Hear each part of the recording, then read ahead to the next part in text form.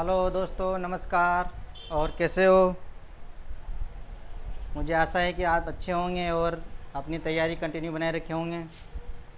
पिछली क्लास अपन ने देखा था, उस पिछली क्लास में जो उपसर्ग का टॉपिक था, उस उपसर्ग को देखते हुए आज अपन उस उपसर्ग के शब्दों से निर्मित जितने भी शब्द होते हैं उन शब्दों का अभ्यास के द्वारा स्थायी ज्ञान प्राप्त करेंगे।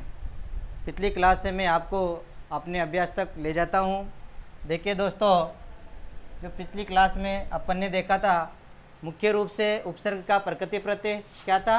प्रकृति प्रत्यय। उसमें प्रकृति प्रत्यय में उप उपसर्ग था, सृज धातु थी और प्रत्यय कौन सा था? गे प्रत्यय था, जिसमें उपसर्ग का निर्माण हुआ। और उत्पत्ति में बताया था आख्यात उपसर्ग उपक्रयम तस्यैव अर्थ विशेषम सर्जन्ति, जो किसी विशेष अर्थ को सर्जन करता है उसे अपन क्या कहते हैं? उपसर्ग कहते हैं। उसी प्रकार आगे परिभाषा में कहा था उपसर्गा क्रियायोगे, उपसर्गा क्रियायोगे। उपसर्गों का प्रयोग किसके योग में किया जाता है? क्रियायोगे। और प्राधेय क्रियायोगे पर आदि जो उतने भी उपसर्ग होते हैं उनकी कौन सी संज्ञा होती है? उपसर्ग संज्ञा होती है। अर्थात यूँ कह सकते हैं कि वे शब्दांश जो धातु के पूर्व में लगकर क्या करते हैं? धातु के पूर्व में लगकर और अर्थ को परिवर्तित कर देते हैं, वो क्या कहलाते हैं? उपसर्ग कहलाते हैं। और प्रादि धातु जो होते हैं, प्रादि उपसर्ग जो होते हैं, वे क्रिया धातु से लगते हैं, क्रिया धातु से लगते हैं। फिर अपन ने देखा था कि जो 22 उपसर्ग है, मुख्यतः उपसर्गों की जो संख्या होती है वो कितनी होती है? 22 होती है। कितनी होती है उपसर्गों की संख्या? 22 होती है। कितनी होती है? 22। उन 22 उपसर्गों में प्रथम जो उपसर्ग था, कौन सा प्रथम जो उपसर्ग था? वो तो ततप्र। और अंतिम उपसर्ग था कौन सा? उप। इस प्रकार अपन ने कुछ उपसर्ग और देखे थे कि किस आधार पर अपन इन उपसर्गों को बांट सकते हैं। जिसे प्र से प्रारंभ होने वाले आदि उपसर्गों को उपसर्ग कहते हैं। तो आकारांत उपसर्ग कितने हैं? 4 हैं। प्र, अप, औ और उप। कितने हैं आकारांत उपसर्ग? 4 हैं। इसी प्रकार आकारांत कितना है? 1 है प्रा। और इकारांत कितने हैं? इकारांत 8 हैं। अपि, अभि, प्रति, निवि, यति, परि और आदि। कितने हैं? इकारांत 8 हैं। और उसी प्रकार हलंतांत उपसर्ग कितने हैं? हलंतांत उपसर्ग तो हलंतांत उपसर्ग हैं 6। सम, उत, निर, निस, दुर, दुस। इसी प्रकार उकारांत उपसर्ग 2 हैं, सु और अनु। और इत संज्ञक उपसर्ग कौन सा है? तो वह है आंग उपसर्ग, जिसका मूल क्या रहता है? शेष आ रहता है। दोस्तों याद रखना, उपसर्ग इत संज्ञक उपसर्ग आंग होता है, लेकिन इसका जब मूल रूप जो शेष रहता है वह आ रहता है। तो दोस्तों जब इसका वाक्य में या शब्द में प्रयोग होता है तो आपको आ ही नजर आएगा, आंग नजर नहीं आता है। लेकिन इसका मूल उपसर्ग कौन सा होता है? आ होता है। कौन सा होता है? आंग। इसके बाद जो अजंत उपसर्ग है, अजंत उपसर्गों की संख्या कितनी बताई थी? अजंत उपसर्गों की संख्या इन्होंने कितनी बताई थी? 15 बताई थी। 4, 1, 8, 2, इस प्रकार कितने हो गए? 15 बताई थी। आगे और बताया था इसमें अपन ने कि कुछ उदाहरण की दृष्टि से भी अपन ने देखा था कि इनका अभ्यास जब करते हैं तो कौन कौन से उपसर्ग किस रूप में प्रकट होते हैं। तो अपन कुछ उदाहरण की दृष्टि से इनको देखते हैं। कल देखा था अपन ने नेक्स्ट कि निर्गच्छति में इसका अर्थ होता है बाहर निकलना। क्या होता है? बाहर निकलना। और कौन सा इसमें उपसर्ग होता है? निरुपसर्ग होता है। और धातु का जो रूप बनता है वो है गच्छति। तो अपन कह सकते हैं कि निरुपसर्ग है, गम धातु है, लट लकार प्रथम पुरुष का एक वचन, लट लकार प्रथम पुरुष का एक वचन। इसी प्रकार आचरति देखा था। आचरति में मूल उपसर्ग कौन सा है? आंग है, चर धातु है, लट लकार प्रथम पुरुष एक वचन जो वर्तमान काल में चलती है और इसका रूप चरतिम बना। इसी प्रकार प्रत्यागच्छति देखा था। प्रत्यागच्छति मतलब वापिस आना। और इसमें प्रति और आंग 2 उपसर्ग हैं। प्रति और आंग, एक शब्द में कितने भी उपसर्ग आ सकते हैं, ध्यान रखना। एक शब्द में कितने भी उपसर्ग आ सकते हैं, तो संधि युक्त उन पदों से अपन निकाल सकते हैं। और तो प्रत्यागच्छति में प्रति और आंग 2 उपसर्ग हैं, गम धातु है, लट लकार का रूप में इसमें इसका रूप बना। इसी प्रकार अनविक्षेते मतलब मनन करना, चिंतन करना, अनु प्लस इक्ष धातु है तो इक्षते रूप बन गया। उसी प्रकार नेक्स्ट आता है अपना संचरति। क्या आता है? संचरति आता है। तो इसमें देखो सम उपसर्ग है। कौन सा? सम उपसर्ग है। कारण क्या है? क्योंकि सचुतु संधि के कारण च वर्ग का योग, च का पंचम जो पंचम वर्ण है वो अंग हो गया, इस कारण सम उपसर्ग हो गया, क्योंकि मूल उपसर्ग क्या होता है सम, सम चरती, और इसका अर्थ क्या होता है बर्मण या घूमना, बर्मण या। इसी प्रकार प्रतीक्षते, प्रति प्लस इक्षते, प्रतीक्षते मतलब इंतजार करना, प्रतीक्षते मतलब इंतजार करना होता है, क्या होता है इंतजार करना। इसी प्रकार निश्चिनोति, निश्चिनोति में निस उपसर्ग है, मूल उपसर्ग निश्चिन है, लेकिन यहाँ पर जो ये जो स है ये तलव्य सकार है, ये इस च वर्ग के कारण आया है, लेकिन मूल उपसर्ग कौन सा होता है स होता है, कौन सा होता है स, निश्चय करना। इसी प्रकार दुर्गति है, दुर्गति मूल शब्द है तो उपसर्ग कौन सा है दूर, यहाँ पर रेप में चला गया और गति शब्द है तो इसका अर्थ होता है बुरी स्थिति। इसी प्रकार व्यवहरति में वी प्लस अव, दो उपसर्ग, यहाँ पर वी प्लस अव यण संधि से व्यवहार हो गया, हरति और व्यवहार करना। इसी प्रकार अनुसंधानम, इसमें भी दो उपसर्ग है, अनु और सम उपसर्ग है, दानम, अनुदानम, इसका मतलब खोज करना। तो कुछ ये अभ्यास की दृष्टि से अपन कुछ शब्द देखें जहाँ से अपन आराम से उपसर्ग और धातु निकाल सकते हैं। इसके बाद देखते हैं अपन जो उपसर्ग होता है वो दो अर्थों में बताया जाता, क्या बताया था दो अर्थों में बताया था, और ये चीज़ अपन ने कल ही देख ली थी कि उपसर्ग का अर्थ, एक उपसर्ग किसी भी धातु के अगर उपसर्ग लगता है तो उसका जस्ट क्या होता है अर्थ परिवर्तन हो जाता है। इससे जी धातु है, जी धातु में आपने अगर वी उपसर्ग लगाएंगे तो विजय बन जाता है, और जे धातु में अगर प्रावसर्ग लगाएंगे तो पराजय बन जाएगा, तो जीतना और हारना दोनों विपरीत हो जाता है। या फिर किसी अर्थ को विशेष बना देता है, कृष्ण धातु में खींचना अर्थ होता है तो प्र उपसर्ग लगा देंगे तो वो अत्यधिक रूप से खींचता है, इस प्रकार भी ये विशेष अर्थ बना देता है। और एक धातु या क्रिया का प्रयोग अलग अलग उपसर्ग के साथ करते हैं तो उसका अर्थ भी क्या होता है अलग अलग होता है। जैसे अपने कल नेक्स्ट क्लास में भी देखा था, वी उपसर्ग के साथ हार शब्द लगाया तो विहार बन गया घूमनार्थ में, प्र लगाया तो हार प्रहार हो गया चोट पहुँचानार्थ में, सम उपसर्ग लगाया हार से तो समहार हो गया नष्ट करना अर्थ में, और परि उपसर्ग लगाया हार अर्थ में तो क्या हो गया परिहार त्यागना अर्थ में। इस प्रकार प्रत्येक उपसर्ग अगर एक धातु से उपसर्ग अलग अलग लगता है तो क्या हो जाता है अर्थ भी परिवर्तन हो जाता है। अब देखते हैं मुख्य रूप से आज अपन किस किस चीज़ को यहाँ पर कि कौन सा उपसर्ग मूल रहता है और किस कंडीशन में वो अपन को आता है। सबसे पहले तो अपन यहाँ उपसर्गों को देखते हैं कि जैसे प्र जो प्रथम उपसर्ग है, क्या है प्रथम उपसर्ग, प्रथम उपसर्ग है प्र। इसके बाद आकारांत से चलने वाले उपसर्ग जो है उनको लेते हैं पहले अपन, तो प्र अप औ, और लास्ट में एक 22 आ जाएगा उप। उसके बाद आकारांत, आकारांत में है परा उपसर्ग है आकारांत। इसी प्रकार इकारांत से देखते हैं अपन, तो इकारांत में वी नी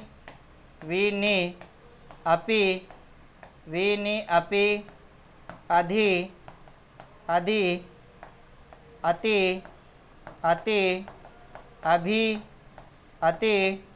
अभि परे, क्या परे और प्रति, परि और प्रति, ये सभी है इकारांत उपसर्ग है, क्या है इकारांत।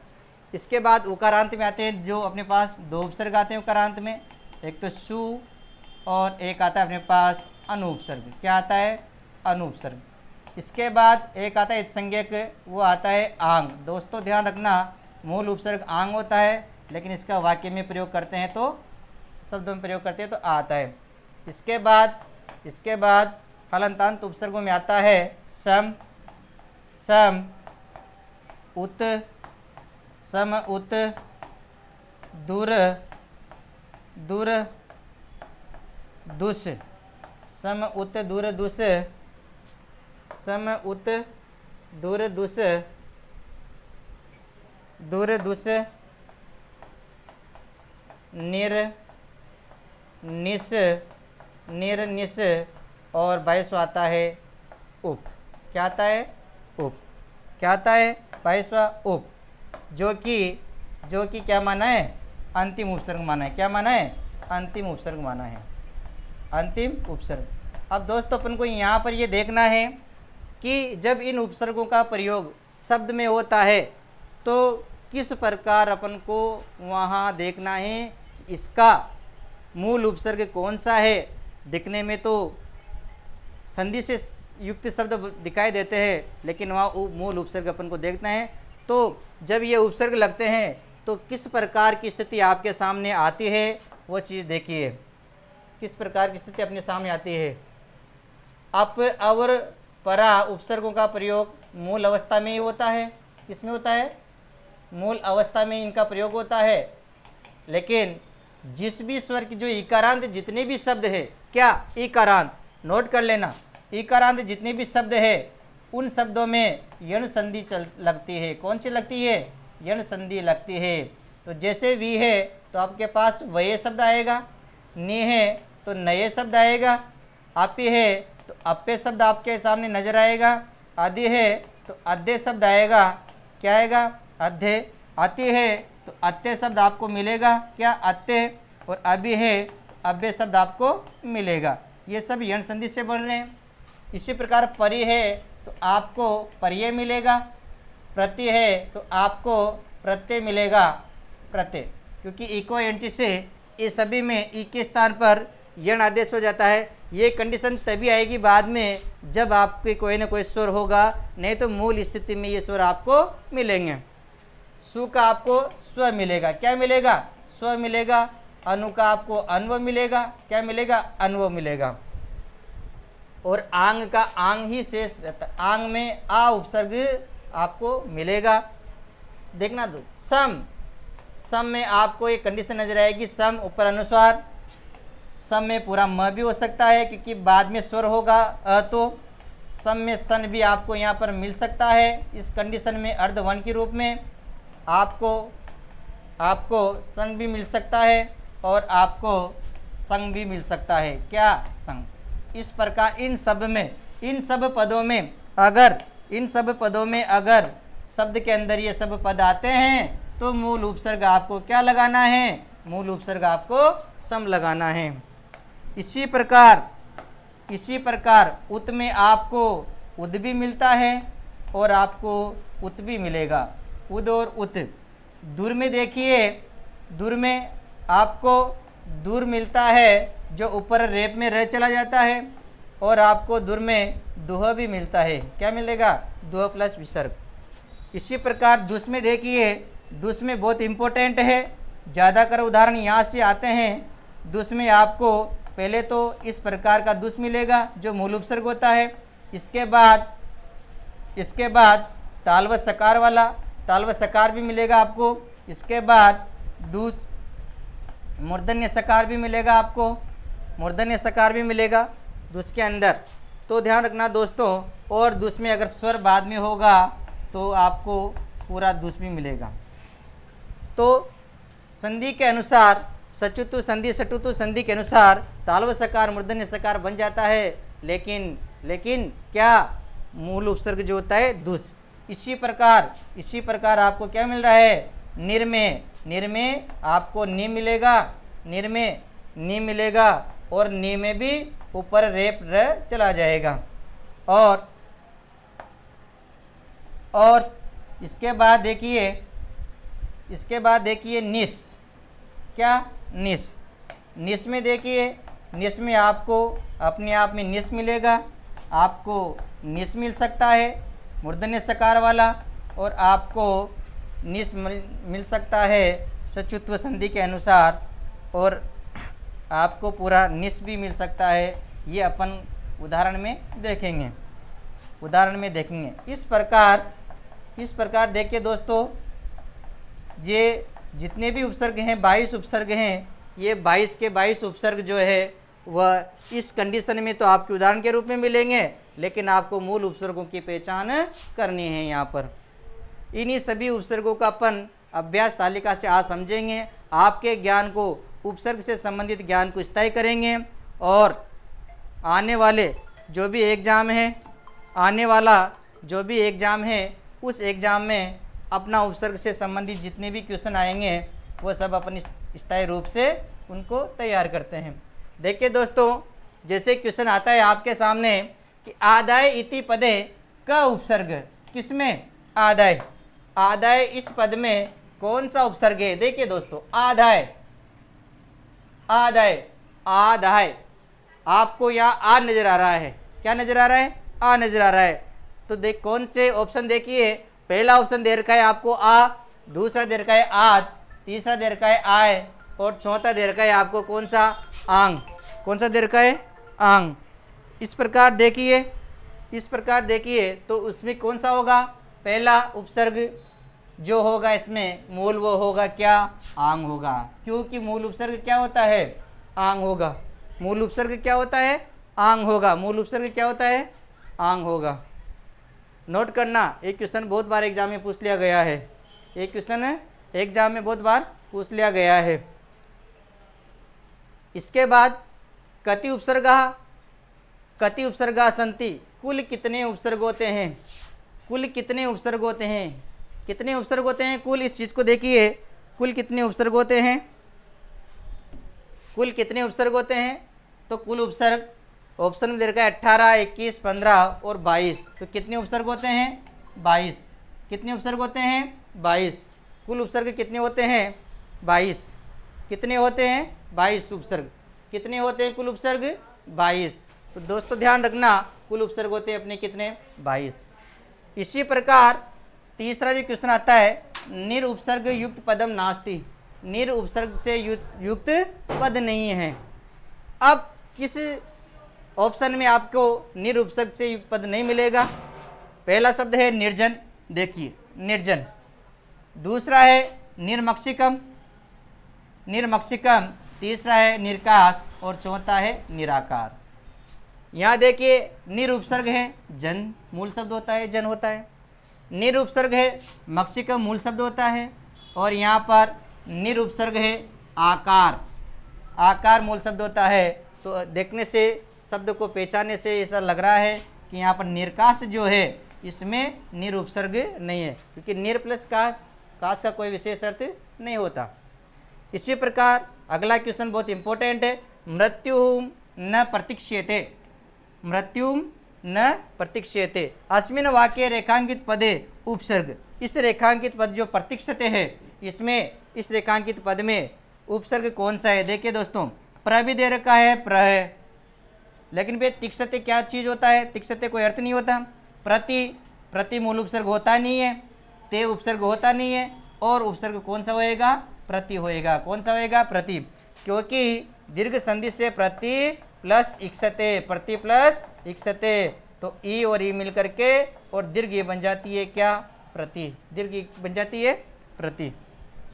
इसके बाद अगला देखिए पांचवा क्वेश्चन, विक्षय इत्यत्र का विक्षय, विक्षय पद में उपसर्ग है, विक्षय पद में उपसर्ग है, तो कौन सा है? वी उपसर्ग नहीं होता है, विक्ष उपसर्ग होता नहीं है, ये उपसर्ग नहीं होता है, और मूल उपसर्ग कौन सा है? इसमें वी उपसर्ग है। कौन सा है? वी, क्योंकि वी प्लस इक्स, क्या? वी प्लस और इक्स धातु, तो वही है, दीर्घ संधि से दीर्घ वी हो जाएगा।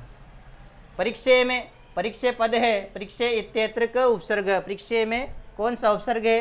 तो देखिए यहाँ पर परि, यहाँ पे भी क्या कर दिया? परि प्लस इक्स दीर्घ कर दिया, तो परि कोई दीर्घ इकारांत वाला उपसर्ग नहीं होता, और ऋष इकारांत वाला हाँ उपसर्ग होता है, प्र उपसर्ग होता है, लेकिन इसमें प्र नहीं है, और परीक्षा कोई उपसर्ग नहीं होता, तो ऑप्शन क्या हो जाएगा? परि।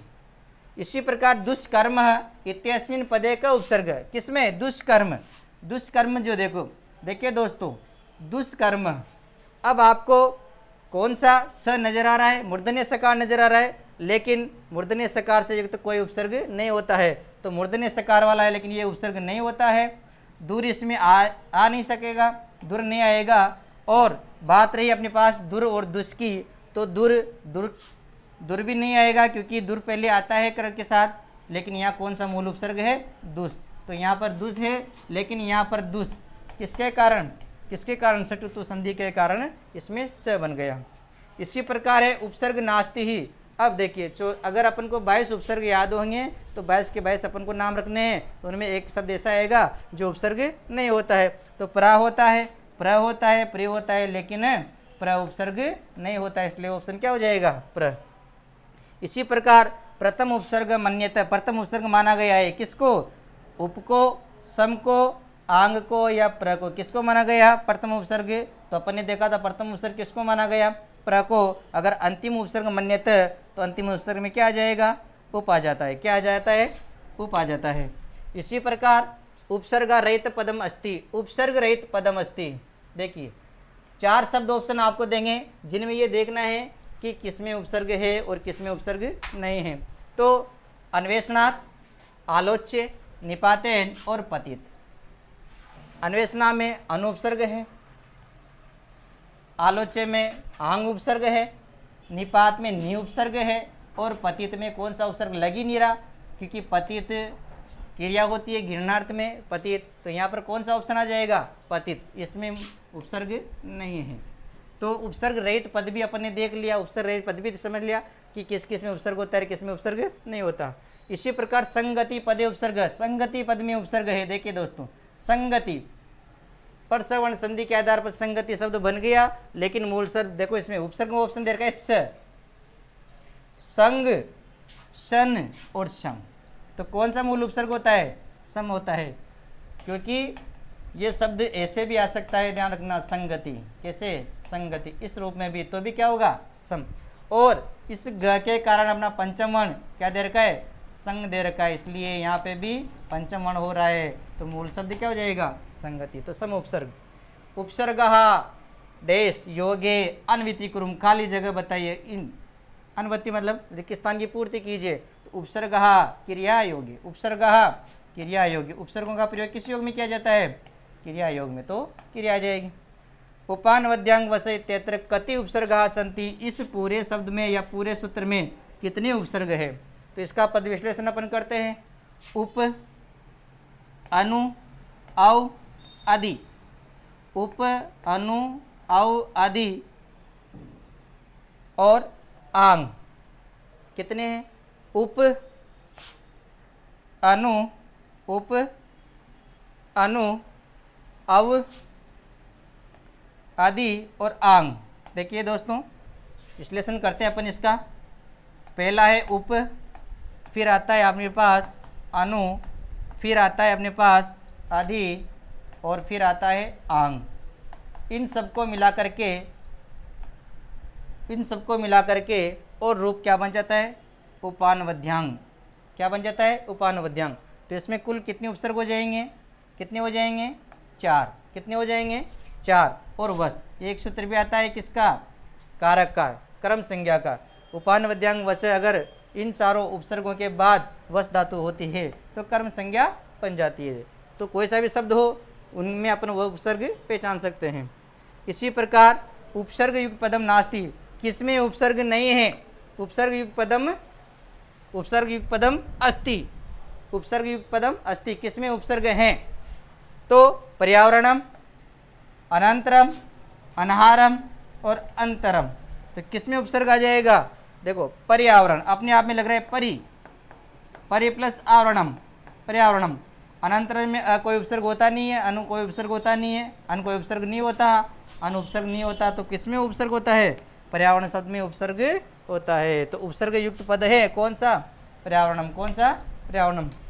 इसके बाद कस्मिन पदे प्र उपसर्ग नास्ति, किस पद में प्र उपसर्ग नहीं है? ऐसे क्वेश्चन देखने को मिलते हैं। प्रकृति, प्र प्लस कृति, प्रकार, प्र प्लस कार और प्र प्लस गति, प्र प्लस गति। और प्रथम में क्या है? ऐसा कोई शब्द नहीं बनता है इससे जो प्रथम में कोई उपसर्ग होता है। अपने आप में प्रथम एक संख्यावाची है, प्रथमा एक विभक्ति के रूप में आता है। तो यहाँ पर प्र उपसर्ग किसमें नहीं है? प्रथम में उपसर्ग नहीं है, और सभी जितने तीनों शब्द हैं वो क्या है? युक्त है। इसके बाद उपसर्गाणाम प्रयोग धातु अर्थे किम भवति, उपसर्गों का प्रयोग धातु अर्थ में किम भवति, क्या अर्थ होता है? समार होता है? नहीं। परिवर्तन, हाँ परिवर्तन होता है, धातु का अर्थ परिवर्तन हो जाता है, संधि नहीं, समास नहीं। तो यहाँ पर क्या होता है? धातु का अर्थ परिवर्तन हो जाता है। इस प्रकार हमने देखा, मैं समझता हूँ कि उपसर्ग से संबंधित जितने भी क्वेश्चन हैं अपने ज्ञान को स्थायी करने के लिए अभ्यास कीजिए, और इससे ज़्यादा से ज़्यादा क्या अपनी जो आपको कहीं से भी मैटर मिलता है तो उसे उसको सोल्व कीजिए। लेकिन मैं समझता हूँ कि कोई सा भी एग्ज़ाम हो संस्कृत से संबंधित जिसमें उपसर्ग से युक्त आपके लगभग 5 से 7 क्वेश्चन इसमें कंफर्म आपको आएंगे, और आप उपसर्ग से युक्त जितनी भी टॉपिक होगा वो इस क्लास को देखने के बाद आपके सारे डाउट्स क्लियर हो जाएंगे। तो मैं समझता हूँ कि उपसर्ग से संबंधित जितने भी, आप इसको बार बार दौरान कीजिए, बार बार देखिए और अपना ज्ञान भी स्थायी हो जाएगा। इसके बाद अपन मिलते हैं नेक्स्ट क्लास में। जयतु संस्कृतम। Thank you.